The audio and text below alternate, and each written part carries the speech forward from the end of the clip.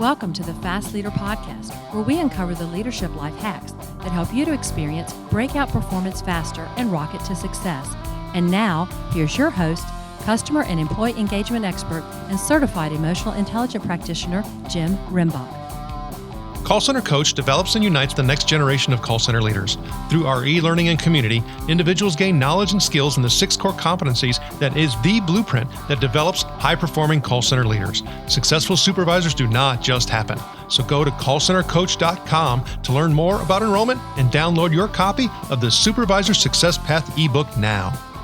Okay, Fast Leader Legion, today I'm excited because I have somebody on the show today. I actually have somewhat of a personal connection, that whole 6 degrees of separation. But we also get to learn some very interesting insights and stories about a journey to being an even better innovator. Chuck Swoboda was born and raised in Libertyville, Illinois. He's the 5th of 6 children, and he has 1 older brother, 3 older sisters, and 1 younger sister. His parents were married for 64 years. Growing up in a large family, Chuck learned how to compete in just about any activity, from playing cards to basketball in the driveway to trying to bring home the best report card. He also learned how to influence others, the value of hard work, and that if you were going to do something, you might as well do it right. His dad had a very high expectation, and he learned that to not settle for good enough. After graduating from Marquette University in 1989, Chuck went on to work for HP as a marketing engineer and then progressed through several sales and marketing roles before joining Cree in 1993 as an LED product manager. He had numerous roles at Cree, from sales, marketing, manufacturing, and a general manager, before being named COO in 1997, president in 1999, and CEO in 2001. He added the chairman role in 2005 and eventually retired in 2017. Chuck wasn't very good at retirement. He is the author of the Innovators Spirit, host of the Innovators on Tap podcast, the first innovator in residence at Marquette University, president of Cape Point Advisors, which is his consulting company, and a regular Forbes contributor. He serves on 1 public company board, 3 private company boards, and is the founding board member of the new Cristo Rey High School in Durham, North Carolina. Chuck is too busy working on interesting challenges to think much about his legacy. He gets up every day looking for ways to help others to realize that anything is possible and hopefully inspire a few to embrace the Marquette slogan, to be the difference. Chuck splits his time between Cary, North Carolina, Milwaukee, Wisconsin, and Bald Head Island, which is on the North Carolina coast. And he's been married to his wife, Karen, for over 30 years, and they have 3 grown children and 1 grandson. Chuck Swoboda, are you ready to help us get over the hump? I'm ready. I'm glad you're here. Now, I've given my Legion a little bit about you, but can you tell us what your current passion is so that we can get to know you even better? So most of my time I'm spending today thinking about how does innovation and leadership come together to really help people do things that they didn't think they could do before. And then the genesis of that is, when I was at Cree and we were building the company, I didn't really think about innovation. We just did it. So I retire and someone says, well, how'd you do it? And I'm like, I don't know. And so I said, well, I should go read some stuff about innovation. And as I read what other people wrote, I'm like, that's not what we did. That actually doesn't even really work, at least based on my experience. And what the dynamic was is that so much of what people talk about is a process or a recipe. And don't get me wrong, there's tools that are valuable. But what I saw firsthand was, if you don't get people with the right mindset who think a certain way, you got no chance at innovation. And so that's what I'm spending most of my time on. Well, and I can tell you, going through your book, because I've had the opportunity to interview several authors and folks that have, really focused in on innovation. Because when you start looking at where we are today and the opportunities that exist, a couple things are, kind of converging on us. One is the educational system really doesn't enable, the creative thinking that we need, as well as the emotional intelligence that we need to be even better at innovation. And the other thing is that when we start talking about opportunities to disrupt, they're massive. So you have a lot of these things converging. And so, hey, for those that can do it, there's some significant opportunity. But I think, for me, looking at your book, I love the way that you infuse story into the entire book. So like even talking about Charles Goodyear, even being in debtor's prison for several years, and then even the first, really solution that he found that worked wasn't even in tires. It was something totally different. But you one of the things that to me kind of stood out, and you hit it immediately, you said from your perspective, Apple computers that everybody thinks is such a great innovator. You're like, they're not innovators. What do you mean by that? So one, I'm a huge fan of Apple. In fact, I grew up learning to write code in my basement on an Apple IIe computer. So I go back, and that ages me a little bit as well. But I think what happens is that, innovation it's got to be new. It's got to solve a customer problem and create value. That's my definition. And I think what happens at Apple is that they did some amazing things, but it really hasn't been since probably the iPhone and iTunes that they did something that I would qualify as an innovation. I think everything else has been incremental improvements. And the reason I think it's important to make that distinction is you would take a very different approach if you wanted to do something incremental than if you want to do something truly innovative, at least according to my definition. And what you find is that when companies like Apple become successful, they get rewarded for making more money, making more profits, getting more market share. And the things you do to get good at that aren't the same things you do in the early days when you've got nothing to lose and you're trying ideas that a lot of them aren't going to work. And once you have success, it's very hard to still go back to that risk reward mentality. And essentially you lose your ability to take the same risks you could before. And so that's why I believe that dynamic's there. And there's a second piece of it, because I also believe that Google's not innovative. And that's because if you look at what happens at Google Labs, incredible technology. But what they don't do is commercialize any of it anymore. And I believe that if the teams at Google were actually going to lose their job if they didn't have to figure it out, they would have they would have their own autonomous vehicle. They would have a competitor to Facebook. But when you go to work every day, and if you fail, it's okay and there's nothing to lose. I think you lose that focus. It's why, if you look at the last decade, look at the money Google spent and what they came up with, really cool technology. Look at the money they spent at Google Ventures, and they created entire companies. And the difference was those companies, if their idea didn't work, they were all going away. And so you get a different motivation and mindset. So that's what I'm trying to tease out there. And by the way, I'm a big fan of both Google and Apple, but not as great innovators anymore. Okay, so as you're talking, for me, I'm starting to think about that person in my own little, sphere of influence that I could potentially impact. And that, gosh, I have to now understand those differences between the two when we start talking about, somebody on a previous episode talked about a glorified operational plan, right? So if I'm, really just making some small incremental changes, that's a glorified operational plan. Mm-hmm. However, I have to take a very different approach if I'm talking about, innovation, disruption, and taking advantage of opportunities.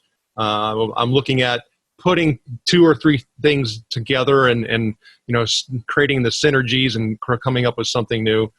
I have to, now not just manage, but you also make a very, very important distinction between the leading and managing element. And you say that you can't manage innovation. What do you mean by you can't manage innovation? So management by definition is getting people to follow a set of rules or process to deliver some kind of predictable outcome. That cannot lead to innovation. It's intended to make a predictable outcome. In fact, the better you are at managing, the better you are at delivering those results, which, by the way, there is a place for management. Don't get me wrong. I'm not anti-management, but those skills absolutely get in the way of innovation. You want someone that instead of coming in and trying to manage risk or avoid risk, you want them to take risk. And instead of someone that says, hey, we want best practices, right? That's the right way to get there. Well, best practice cannot be any better than what someone else has already done. So by definition, a best practice cannot lead to innovation. It can only lead to the same as someone already did before, because that's what it is. It's the best previous idea. And innovation is the next idea. And it even gets into, a manager looks at a crisis as a problem. I think innovators look at a crisis as an opportunity. because all of a sudden, all the boundary conditions are on the table. And that's the biggest challenge for most organizations. It's not that there aren't people with good ideas. Creating ideas is not the problem. It's coming up with a reason and an opportunity to do them. And I think you either have to be wired that way or you have to create an environment that forces those decisions. That's why, big companies normally only innovate when they're forced to. This is, okay, so I don't oftentimes like to date episodes because a lot of the insights that come from them can be really, captured and leveraged, years from now. But right now we're dealing with this coronavirus issue at the taping of this particular episode. And that, what you just said right there is a message that I'm conveying to all of my clients and all the people who I'm coaching is that, look, the people who are the most successful in this world, make money on opportunities such as this. And I'm not even getting into the humanity issue. I mean, I have someone who I know personally, who has died from this, is they ride and make money on the way down on the economy, and then they also make money on the way back up. Is they look at issues like this very, very differently than other people. And it's not meaning that they're not human and they don't have empathy and sympathy and compassion. That's not what this is. It's something quite different.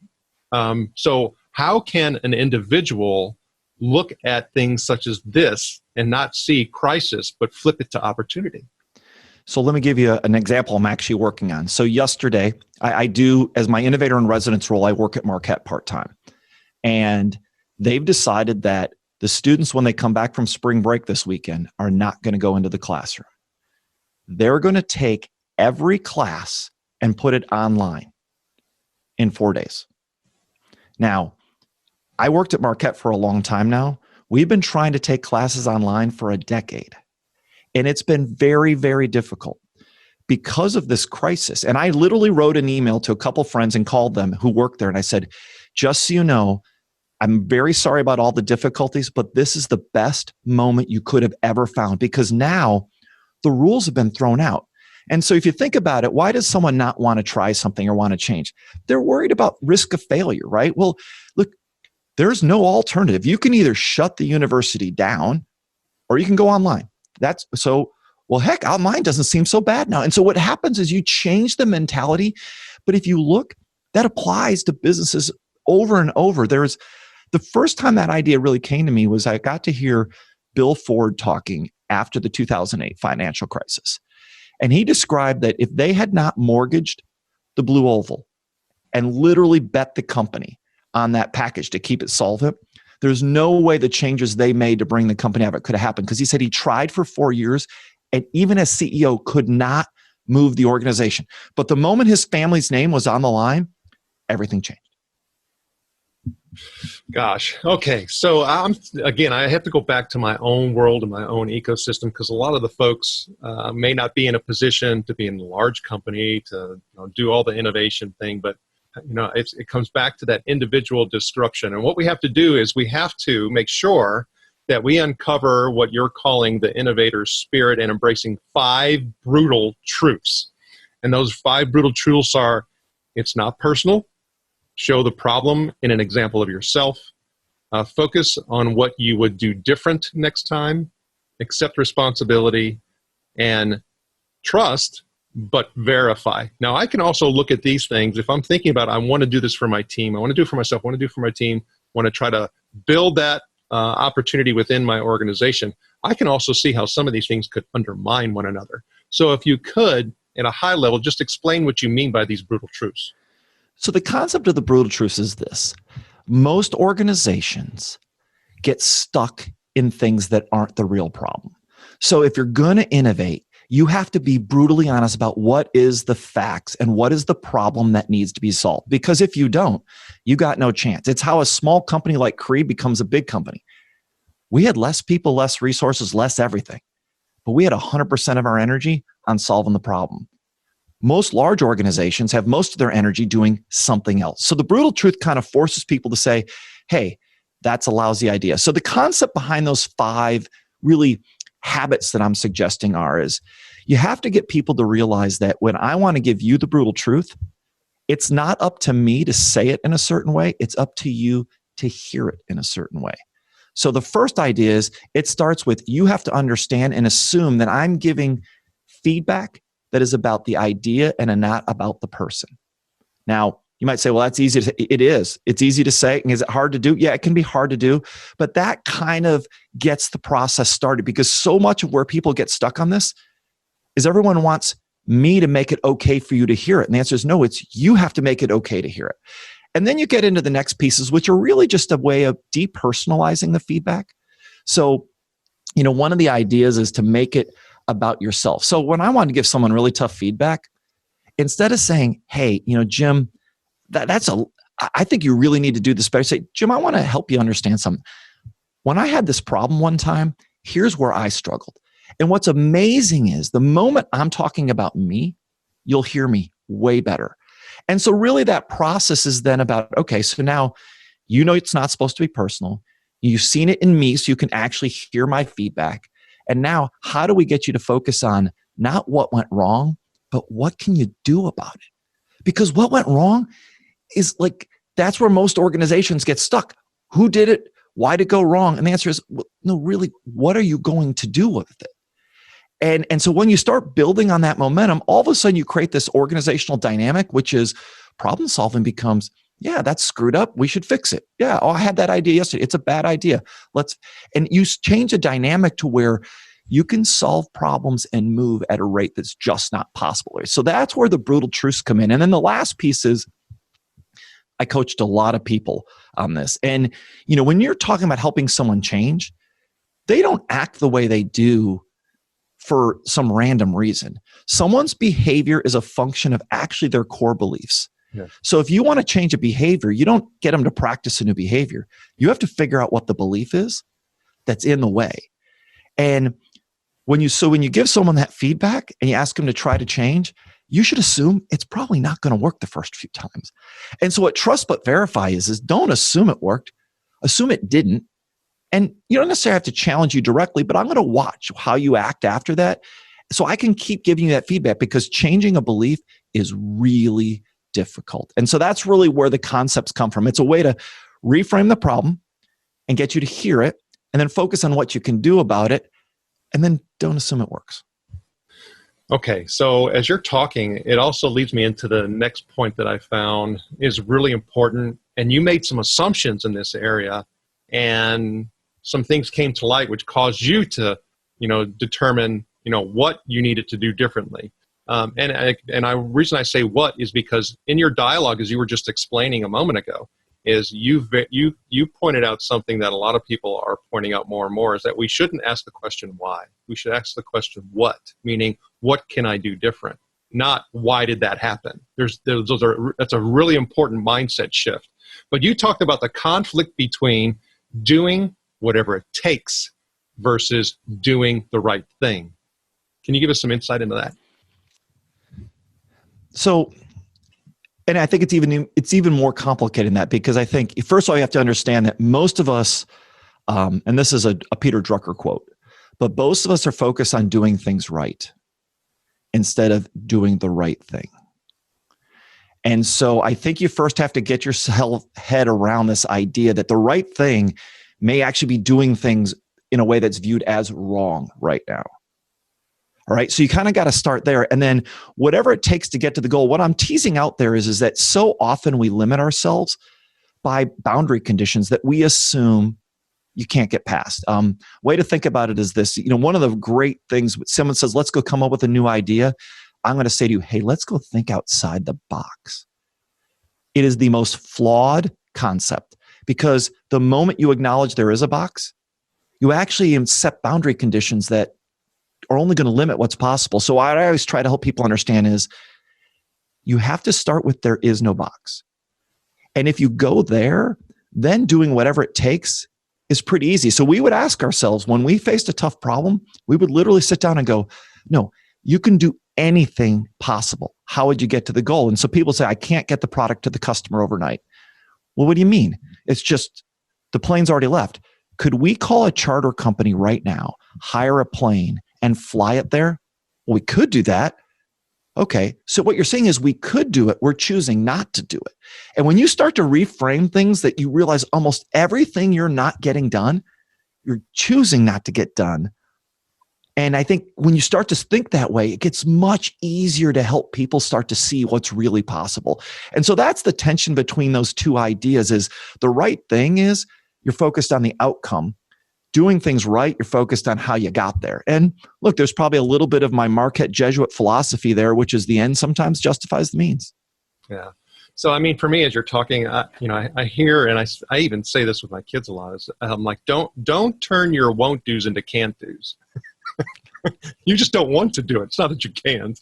And then the other thing is, you point out, talking about breaking down into the fundamentals, is really the difference between divergent thinking and convergent thinking.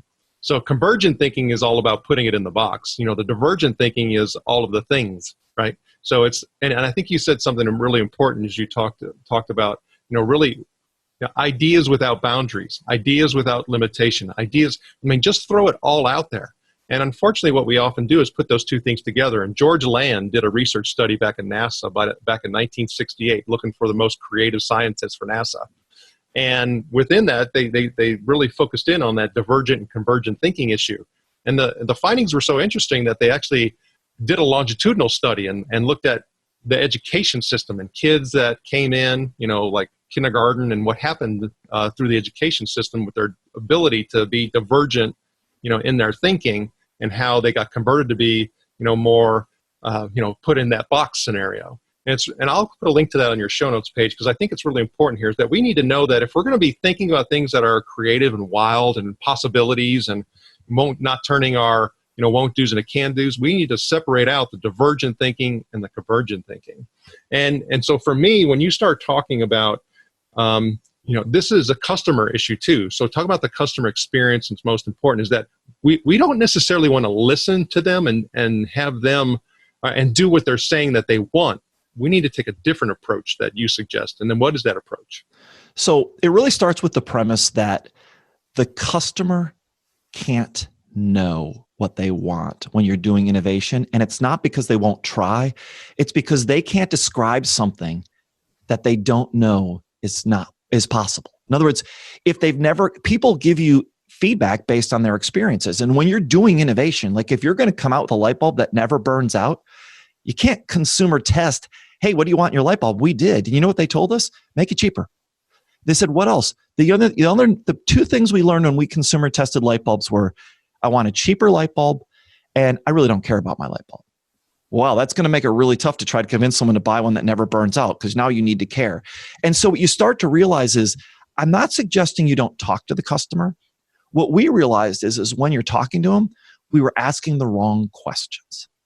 You actually don't want to ask them what they want. You want to understand what is the problem they're facing. And in the case of my LED light bulb scenario is, they wanted a cheaper light bulb because they wanted to spend less money on their light. That was the problem. And so it took us a while to figure out. We first started selling LED light bulbs because we said they save you energy. Well, no one really cares about their energy, but they do care about saving money. And the aha for us is, oh, guess what? They only care about saving money. So, hey, buy this light bulb. It costs a little more, but it'll save you money. And all of a sudden, makes sense to everyone. But that was a learning for us. And I think it's a difficulty oftentimes is that we tend to frame things in what we see to be, I'll call the features. And the feature is it uses less energy and it lasts forever. But that's not the benefit to the customer. Customers buy benefits. And the benefit is it saves them money, pure and simple. And I think getting that idea done, and look, as an engineer, engineers are horrible feature people. We love features. In fact, we're so excited about what this widget does, but customers buy benefits. And so I think we learned a lot about how to think about our products differently. And by the way, that did not happen overnight. We started out as a engineering-driven feature company. Well, like you said, I think that's the normal default in an engineering mindset, right? And so for me, the story in the book that you talk about that I absolutely love when you start referring to this particular issue is you talk about Cirque du Soleil and how they totally innovated the circus concept. Where if we were just doing that incremental improvement and listening to our customer, we ended up just getting the better ringmaster, the better animals. And that's how, to me, Ringling Brothers probably is now, no longer extinct, is because they went down that path. So you're talking about also an important thing in regards to that whole risk, and you've mentioned it several times. Now, I was a finance major, so for us, we were always taught the whole risk and reward model, yes, but then there's also a diminished return if we take too much risk, right? That's going way too far. So in the innovator's dilemma, how do I know what the boundaries are? So I actually think your finance model is a great place to start. So you go to meet your financial advisor and you say, he asks you two things: how much risk you want to take and what's your return you're looking for. And most people say, I want to take zero risk and I want a big return. He goes, well, I'm sorry, it's a math problem. Risk and return are correlated.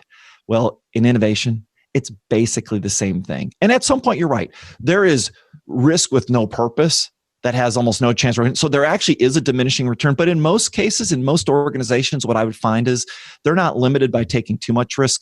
They're limited by not taking enough. In fact, what I often hear people say is, how can you help me innovate with not too much risk? And the answer is, I can't. Now, I can help you make improvements that way. In fact, there's incredibly great technology and thought process around, lean manufacturing and Six Sigma. Those are phenomenal improvement techniques. But if you look at the really successful Six Sigma companies like GE, they're the least innovative, because the things you do, that's basically assuming you have a distribution of results and you want to narrow it and get more consistent every time. Innovation is about finding a result that's not in the distribution. And so for me, what I try to convince people in the book and in other examples is, depending on how much you want to innovate, is how much risk you need to take. And that you can't decouple the two. And the challenge for most people is not that they don't want to innovate, it's that they're uncomfortable with risk. It is the fear of failure is very real. We've been taught that life is about coloring inside the lines, following the rules to get the right answer. And innovation is about, I don't believe any of the answers. I think there's something out there that no one's seen before. And so it's just a different mindset. And, one of the things to understand is that mindset is learned. So one of the things I'm really become a big believer in, even since I wrote the book, is as I meet more and more successful innovators, there's probably some bit of genetics in this, but it's mostly learned. And it's how you grew up. Because what happens is life experiences don't form behaviors, they form beliefs. And so, most of us, our life experiences have taught us that it's better to avoid risk than to take risk, that we should settle for the status quo or best practice instead of, no, we should push for something better. Or, it's even, the conversation is, think about this crisis conversation we had, right? Like, most of us have been taught that crisis is bad. And by the way, there are bad things. But again, depending on how you want to think about it, it could be an opportunity. Oh, absolutely. Now, what we're talking about is ultimately culminates into the back of the book, where you talk about these 20 questions to help uncover the Innovators Spirit. And prior to us actually turning on the record button here, I went over that with you, and I was like, okay, but we can't hit all 20. That's why people buy the book, right? And again, we'll put a link to your book in the show notes page. But you actually said, hey, because of that, I've come up with something, as kind of like a quick check, quick test. And you said you even use it when you would interview people. So what is the synopsis version or the Cliff Notes version of the 20 questions? Yeah, so the 20 questions, just a little background. So when I wrote the book, there's actually 100 questions in the book to the reader. And I wrote it like I was interviewing you to come work for Cree. That was actually my mindset of when I built the book, is how would I try to figure out if you had the innovator spirit and then help you discover it. The 20 questions were, when I was done, someone said, okay, so if you're going to interview someone today, what would you do? Those are my best ideas. Too complicated, so I came up with 3. And I call it the UFO test, which is actually a variation of exactly what I did at Cree. And so the first test is for uncertainty, the U. And what I would ask people typically is something along the lines of, in an interview room, I'm sitting across the table, there's a whiteboard, and I'd say, hey, Jim, I want you to tell me, how many barbers are there in the city of New York? And I want you to figure it out right now, no phone. And I would see what would happen. And three things happen. You're either going to go, that's a silly question. And by the way, I did this to finance people, HR, everyone, lawyers, doesn't matter. So you'd say, silly question. Okay. Or you start working on it and go, well, I don't have enough information to do that. And a third person goes, let me just see if I can figure this out. And they get on the whiteboard and they try it out.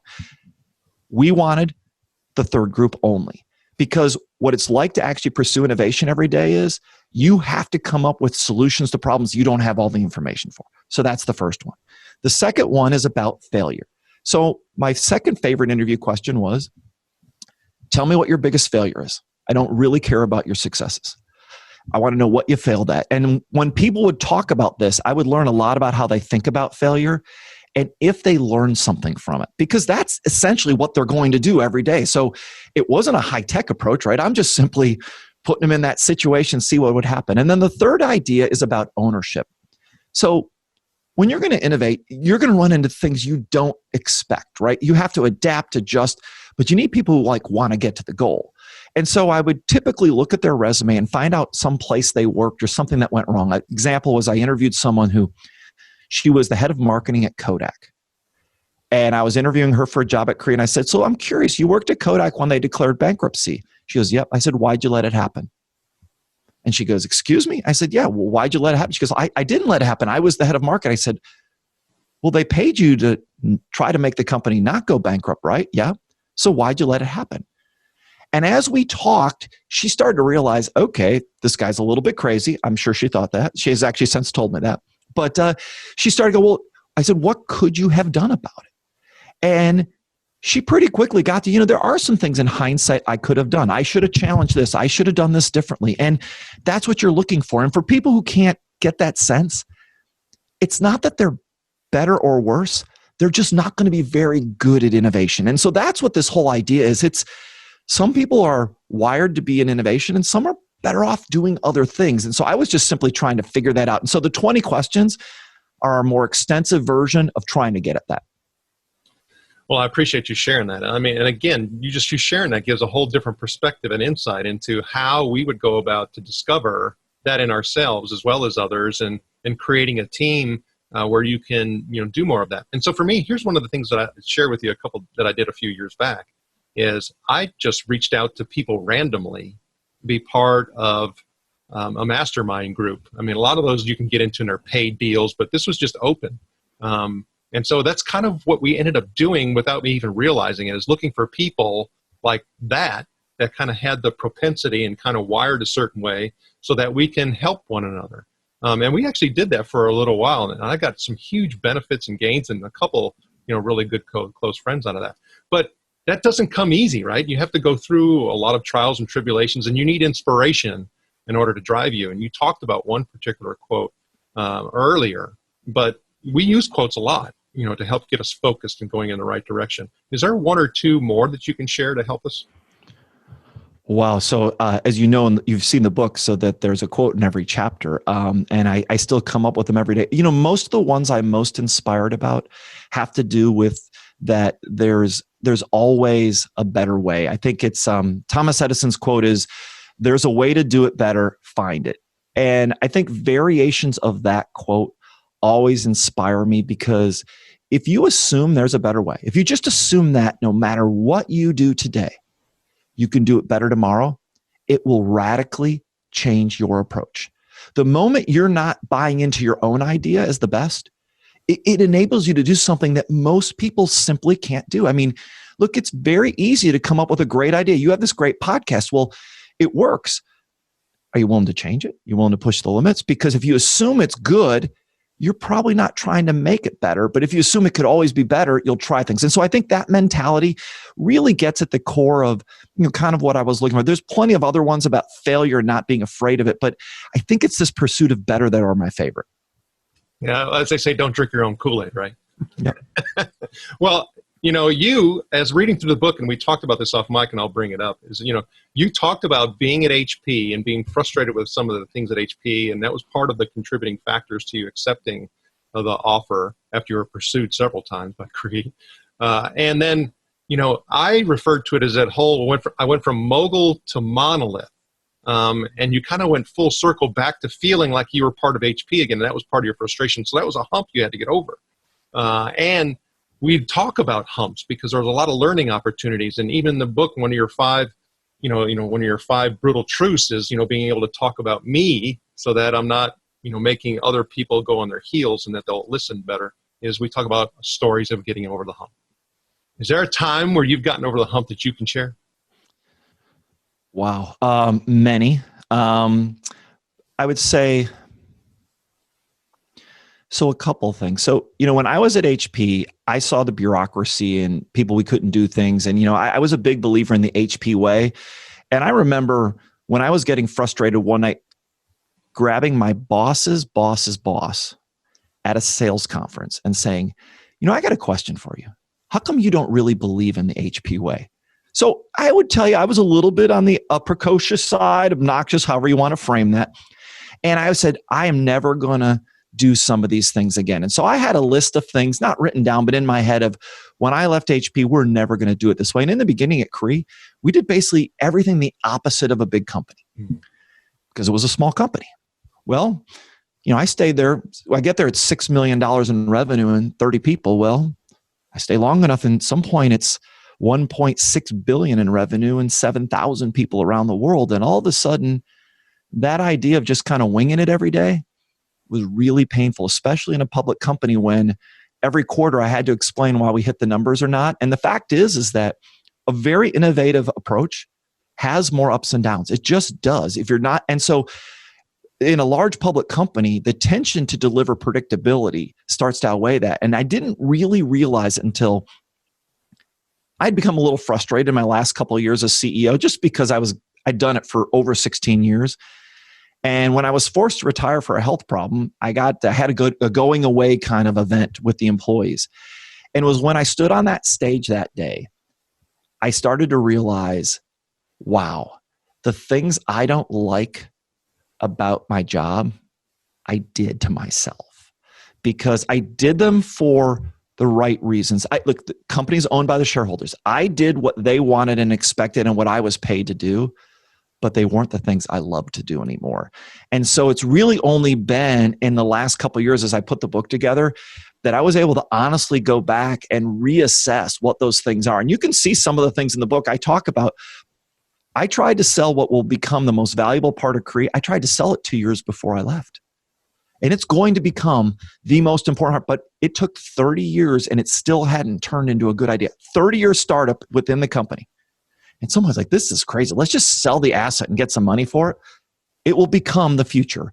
So even I, who believes in betting long and doing these things, eventually you get worn down. And the reminder is, if you want to innovate, you can never let yourself go there. The moment you fall into that trap, you get stuck. And so for me, a part of what I learned is it's important to step back sometimes. I would even say that if you're going to innovate, you probably don't want to work on the same problem for too long. Because at some point, you stop asking the questions, right? You become, what I talk about is you start to become the expert that you're trying to avoid. I mean, one of my famous quotes is that, at Cree, we always said the problem at the big companies is they're full of experts. And so they've already tried everything and know it's not possible. Literally, I was told when I left HP by the head scientist, Cree could never be successful because the physics of our material system simply could not ever be made to make a good blue LED. And, we didn't only prove them wrong, we created 2 industries as a result of it. But there's a mentality to that. And I think what all of us have to realize is that I have a friend that says he tries to fire himself every Friday and rehire himself every Monday. And he said it's helped him try to remind himself to not get too stuck in whatever ideas he had the previous week. Because if you start a new job, it's really easy to see this. But when you're doing the same thing a long time, it becomes very difficult. Chuck, thanks for sharing that. And I'm glad you're doing better as far as the health goes. You're looking good, feeling good. And so I think that talking about this transition and where you are now and some of the things that you're now focused on, that you're finding your passion again, and a lot of it, I start thinking about goals that you're probably setting within yourself. And so what is one goal that you're willing to share with us? So I don't get up with very many tangible goals anymore. They're more philosophical. I get up every day going, I've been very fortunate and blessed with a lot of great opportunities and a lot of success, of which is mostly due to the result of a lot of other really hardworking people. That it is a great team. So I'm now in a situation where I realize that the biggest impact I can make is not in what I do, but it's who I can help influence.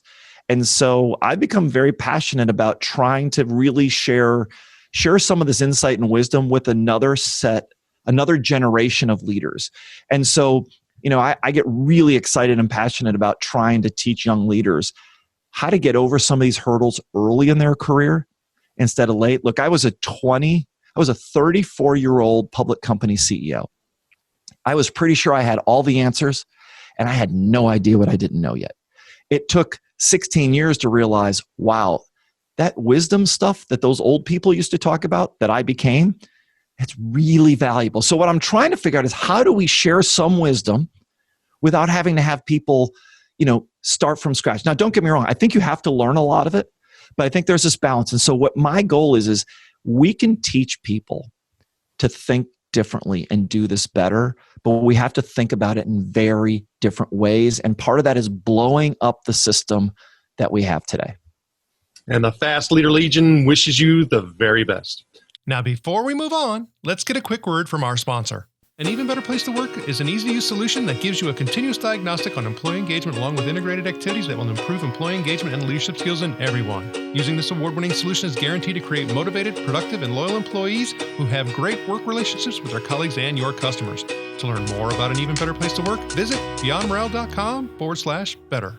All right, here we go, Fast Leader Legion. It's time for the Hump Day Hoedown. Okay, Chuck, the Hump Day Hoedown is the part of our show where you give us good insights fast. So I'm going to ask you several questions, and your job is to give us robust and rapid responses that are going to help us move onward and upward faster. Chuck Swoboda, are you ready to hoe down? Let's go for it. All right. So what is holding you back from being an even better leader today? Wow, you want it fast. I think you're always held back by a boundary condition that you don't know is there. No matter what you try to do to think outside the box, they're there. And so I'm always held back by limitations I put on myself. What is the best leadership advice you have ever received? To actually lead. So many of us talk about it, but leadership is an action. And that the first step of leadership is to go do something. And what is one of your secrets that you believe contributes to your success? I believe a combination of really hard work and the ability to become pretty introspective, the ability to look at myself each day and ask myself, what could I have done better? And then do something about it the next day.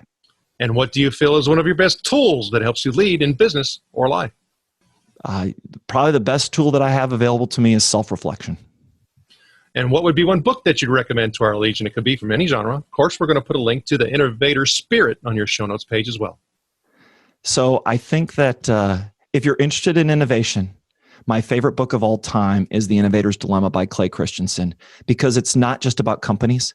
Read it closely. It's about people and leadership and their mindset. And if you understand why and how people think, these problems are completely solvable.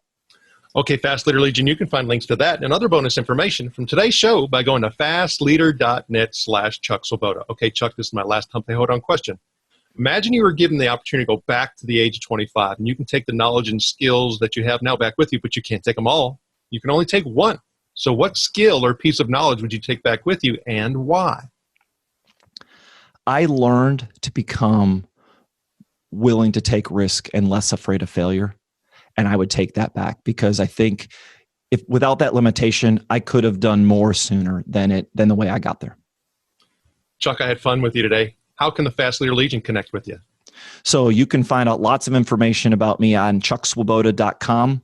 You can follow me on LinkedIn, follow me on Twitter at @TheChuckSwoboda. I also happen to write an article for Forbes Weekly. And last but not least is my own podcast around innovation and really the mindset behind other innovators and what it takes. It's called Innovators on Tap, and you can find it wherever there are podcasts. Chuck Swoboda, thank you for sharing your knowledge and wisdom. The Fast Leader Legion honors you and thanks you for helping us get over the hump. Thank you for joining me on the Fast Leader Show today. For recaps, links from every show, special offers, and access to download and subscribe, if you haven't already, head on over to fastleader.net so we can help you move onward and upward faster.